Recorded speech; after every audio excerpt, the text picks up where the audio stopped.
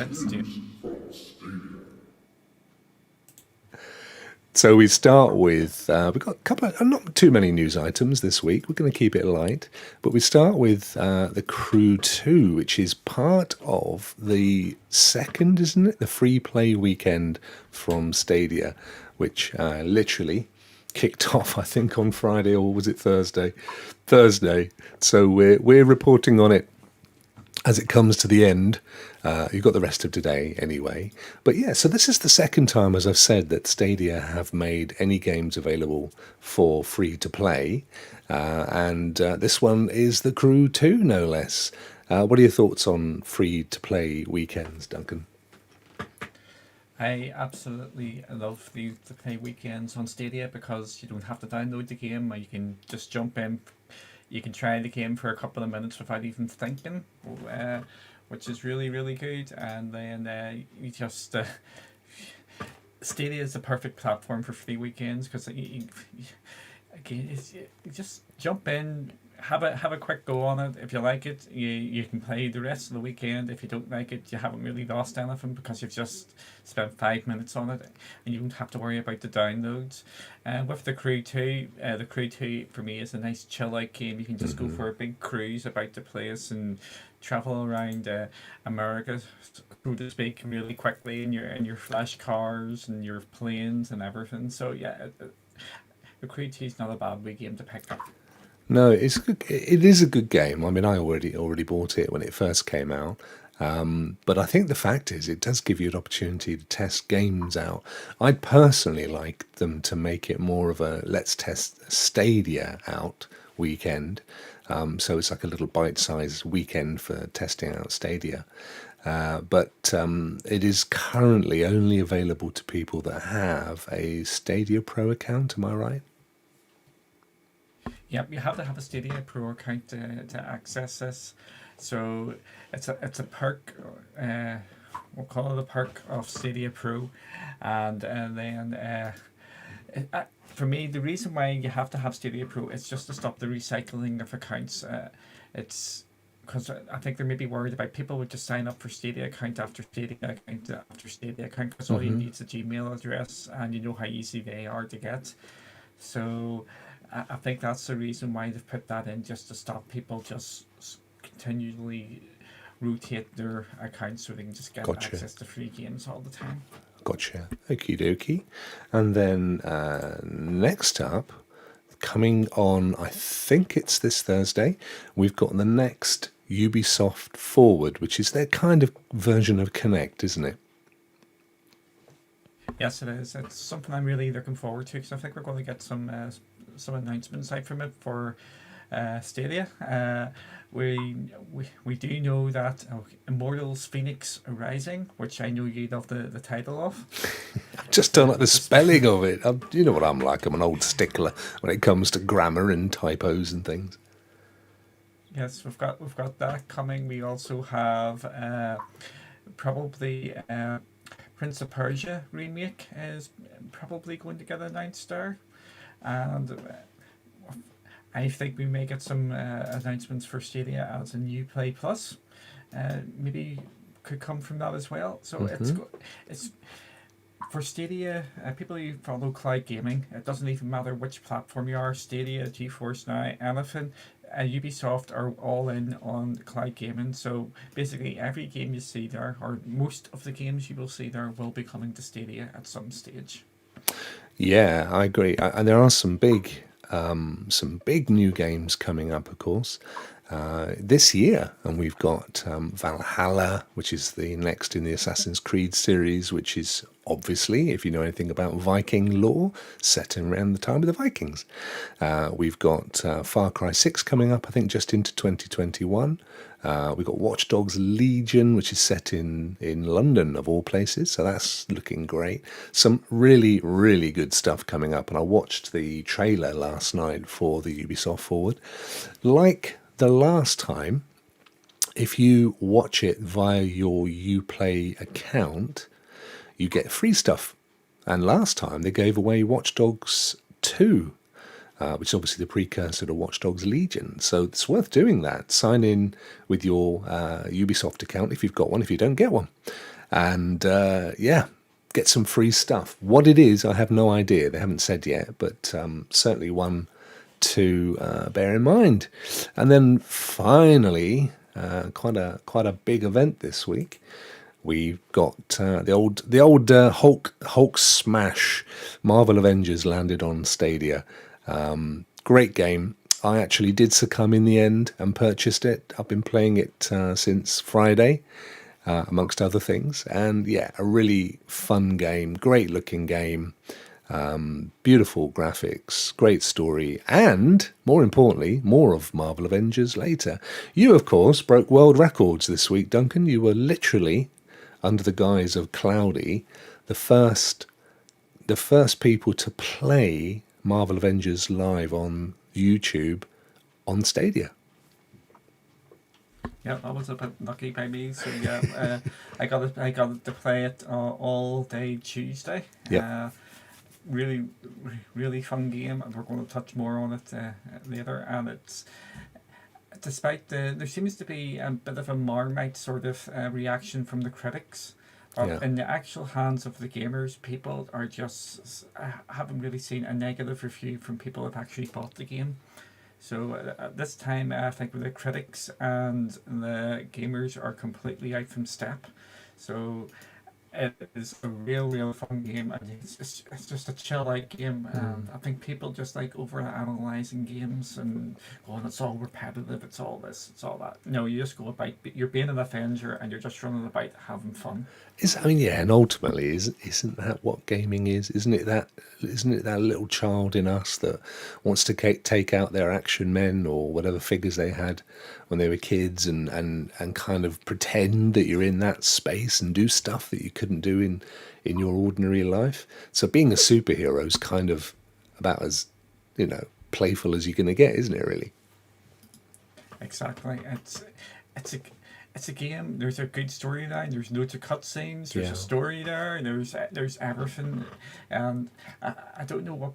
I think people are just getting carried away about some things and they're just forgetting about the basics. You're meant to just enjoy yourself and have fun playing games. Of course you Some are. of the best games ever made for me are some of the most boring games, or sorry, I'll rephrase this slightly. Some of the best reviewed games ever made are some of the most boring games I've ever played in my life, and I actually stopped playing it. And some of the worst reviewed games, or the mediocre reviewed games, are some of the most fun I've had playing games. I think review scores, yes, they give an indication of how the game is, but until you actually get down and play it, you don't know if you're going to like it or not. No, I totally agree. And out of interest, I also noticed on Cloudy with a Chance of Games that if you are a Virgin Media customer, so that's someone that has Virgin Broadband or Virgin TV essentially,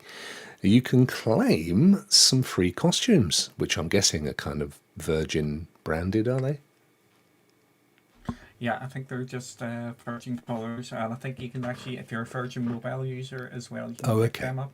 So you can get that. There seems to be a big tie-up a couple of a couple of weeks ago. If you're a Virgin Media subscriber in the UK, both mobile phone and broadband and TV and stuff, you were able to get into the Avengers beta early as well. So there's a big tie-up there. So we might actually see more of that going down the line as well, because Avengers is not a once completed game.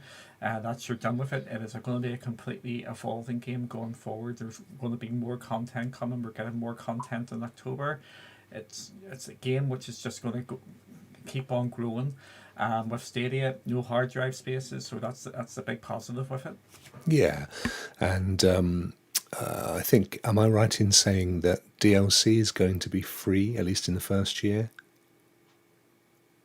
Yep, DLC is free. This is where things get a bit complicated of a sort. DLC is free, However, the way they're actually going to be paying for the DLC, or how we are going to be paying for the DLC, is through these battle passes and cosmetics. So they're giving us free content in one hand, but we have to pay for other content in the other hand. But the other content you have to buy, or you don't have to buy, is supporting the the good content coming. If that makes sense. It's sort of a. Uh, I actually don't have any problems with this because it's just cosmetic stuff. As in, cosmetic means it's just putting a new skin off you, or there's a new emote, or like the way to celebrate and stuff like that. So for me, that's not a big thing, No, and I actually don't mind the payment model for this as long as we're getting the free DLC or the free content down the line. Uh, where you don't you'd have be to pay happy. for it because they're really pushing the cosmetic stuff. Jem makes a really good point, actually. I mean, the Crew 2, don't get me wrong, we're all very happy that, if you haven't bought Crew 2, you get an opportunity to play something you haven't played before. And Dazadini mentioned earlier that it even, kind of spurred him on to buy the Gold Edition, which is in the Stadia sales at the moment. So that's all good. But something like Avengers, which is obviously new to the platform, now I know we get 2 hours to play, but I guess it would be quite useful to have some kind of a free, maybe not the whole weekend, because to be fair, the campaign's not massive. You could probably complete the entire game in a weekend. But it'd be quite nice to have maybe a free 2 hour play, which mirrors what you already have under the terms of play with Stadia anyway, but it doesn't require you to buy the game and then get a refund. So you basically, they're doing what you would do anyway, but they're giving you an opportunity to use those 2 hours to actually test the game out and have fun with it, and then buy it. Yeah, well, I can see Stadia actually maybe not doing a free weekend. It would be what OnLive done a number of years ago because it's a lot easier to do this sort of thing. It's like a rental. You can rent Avengers over the weekend for a tenner Oh, I or like something. that. Like 10, you can rent it for a tenner, and if you like it, you can get it cheaper because you've rented it. So, things like that. That is very, very easy to implement, or very easy is maybe the wrong. It's something which is a lot easier to implement in Stadia than it would be on the Xbox because you can mess about with clocks and whatnot. But I think that could be a real big option for games going forward on Stadia. That they're just going to be like a rental model.